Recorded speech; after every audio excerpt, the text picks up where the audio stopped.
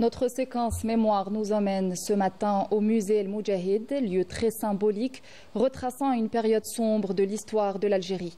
Une histoire marquée par les pires atrocités commises par le colonisateur français. Reportage de Friel Cheikh. Nous nous sommes rendus au musée du Moudjahid, un lieu de mémoire et de respect envers ceux qui ont combattu pour la liberté du pays. Parmi les visiteurs, un homme d'un certain âge attire notre attention.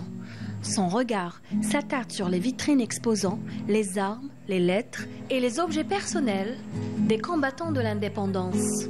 L'ennemi français a commis plusieurs tortures. Ils ont commencé au début par les massacres d'El Oufia à Al-Harraj, où plusieurs martyrs sont tombés au champ d'honneur. Sans oublier les victimes de la période de la résistance populaire et sans oublier aussi les enfumades commises par le colonialisme français comme les enfumades de la Dahra à Mostaganem en 1845, au cours desquelles des milliers d'Algériens sont morts dans cette enfumade.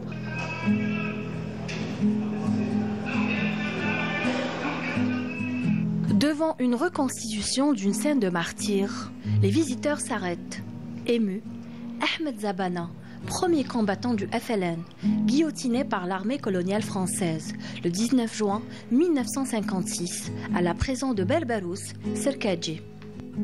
Les Français ont essayé par tous les moyens de torturer et de déraciner tout un peuple. L'application du courant électrique sur les parties sensibles du corps, immersion dans l'eau jusqu'à étouffement, les brûlures par le feu ainsi que par d'autres moyens. On va parler sur la politique de la terre brûlée. On va parler aussi sur la France qui a essayé par tous les moyens de créer des centres de torture, des camps de concentration, des prisons. C'est pour faire isoler le peuple algérien de sa révolution. On parle sur la maltraitance des Algériens. On va parler aussi sur la femme algérienne qui a beaucoup souffert, des femmes qui ont été torturées, violées, filmées d'une façon inimaginable. On va parler aussi sur les crimes du bombe incendiaire du napalm aux effets dévastateurs sur l'homme et la nature, et sans oublier aussi les essais nucléaires. Dans le premier essai, c'était le 13 février